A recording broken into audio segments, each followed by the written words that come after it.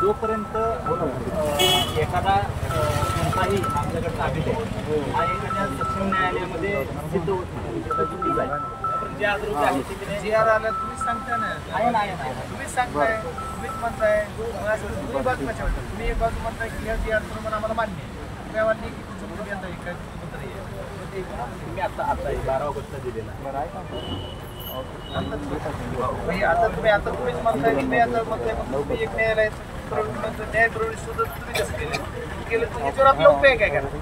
याच्यावरती आता काय होणार तुम्ही कमीत कमी एक तर रायटिंग मध्ये तर द्या ना, गाडी चुकीचे रिकवर करून सुद्धा असं म्हणलं की त्याच्यामध्ये म्हणलेलं आहे अनर्जित रक्कम जी आहे ना ती भरून घेऊन म्हणजे राज्य शासनाला अधिकार असल्यामुळे ती त्यांच्याकडे पाठवावं लागेल. म्हणजे रक्कम भरून घेण्याचा उपोषणकर्त्याला तुम्ही काय लिहून देणार, याचं उपोषणकर्त्यांना काय त्यांच्या जे मागणी आहे ते कसे मान्य करा. ही जर चुकीची मागणी असेल ती चुकीची मागणी म्हणा, ही पॉईंट ही चुकीचं आहे, पण तुम्ही आता हे पत्र दिले असं आता त्यांचं जर खरेदी विक्री जर रद्द करायची असेल तर आमच्या स्तरावरचा विषय नाही. नाही तुम्ही म्हणा ना हे रद्द तुम्ही जे केलं तर हे चुकीचं झालंय पहिलं किंवा नाही केलं चुकीचं किंवा चुकीचं झालं चुकीचं नाही म्हणून मग मी कसं घेतो. हां हे तुमचं चुकीचं नाही केलं यावर कोण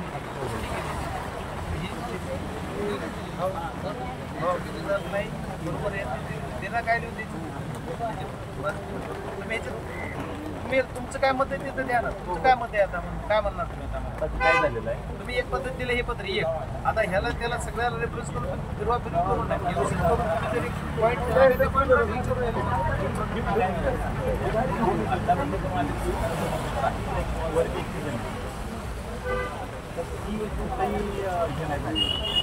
वर्ग 1 ची केस मध्ये वर्ग 1 ची इतकं नसतं ऐकलं मी. एक बाजू घेता तुम्ही 100 प्रकरण तुमचे असं नाही करत. 100 काय कोणाच्या घरचा काय आहे काय त्याचा चालणार असं जर केलं तर वाट लागेल सगळ्याची. चांगलं मी विचार करून बोलतोय असं नाही. तुम्ही जी बाजू घेऊन बोलताय ना त्या बी त्यांचं बघल. तुम्ही एकाची बाजू घ्या, तुम्ही सांगता डेप्टी सीएमचा विचारू का डेप्टी सीएमला कुठे डेप्टी सीएमचा तुमची रेकॉर्डिंग आहे माझी का डेप्टी सीएमचा अधिकारी एका प्रकरणात बोललेला कशाला बदनाम करतात डेप्टी सीएमला. नाही डेप्टी सीएमला बदनाम कशाला करतात मग कशाला करताय त्याला बदनाम त्यांनी दिलं डेप्टी सीएमला काय कशाला देत तुम्हाला जी नाही ते विनाकारण बदनाम करताय त्यांना या विषयाचा नाही. या विषयावर तुम्ही आज एक मॅजेस्टिक पदावर असल्याच्यानंतर तुम्ही जे कायद्यानं करता येतं तेवढं सांगा. मी तुम्हाला किती सहाय्य मला सांगतो की साहेब तुम्ही लिखी द्या जर आमच्या इथून होत असेल करावं होती नाही होत नाही होत तुम्ही पदावर बसलाय म्हणजे काय कोणाची रजिस्ट्री खुर्ची का तुमची तहसीलदारची खुर्ची रजिस्ट्रीची का तुमची मालकीची वर्डोपारीत आली त्यांना करता तुम्ही दररोज तुम्ही खंडाने गोळा करता कशाच्या भूमाफिया झाला तुम्ही इथे येऊ तुम्ही त्या आवाटा कंपनीचे पैसे तुम्ही घेताय आणि तुम्ही ते अंगावर लावतात पत्र लिहून द्यायचं त्यांना टाकायला लावता की तहसीलदारला अधिकार तुम्हीच द्यायला लावता.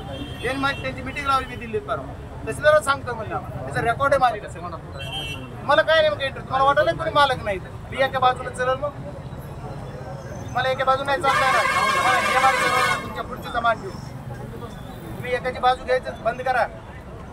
मला खुलेआम सांगायला सगळं समोर तुम्ही जे वागताय ना तुम्ही काय काय नाटकं लावले सगळे चालू तुम्ही पचका करून टाकला असं तहसीलदार जेवढा चांगला बघता नवीन येंग आहात 5 गेले घरी येतो तुम्हाला वाटायला मी घरी बसलो पण झालं का सगळं पुढचं काय त्यांचं सीओ पण मला द्यायचं असलं द्या लिहून नाही द्यायचं बसत काय होतं बघतात सगळे तुम्ही जिम्मेदार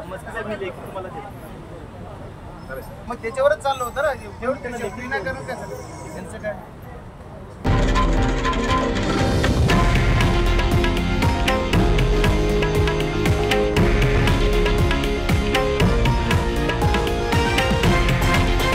हे आहे देशातील नंबर 1 न्यूज नेटवर्क आणि आपण पाहत आहात TV9 मराठी, एकमेव.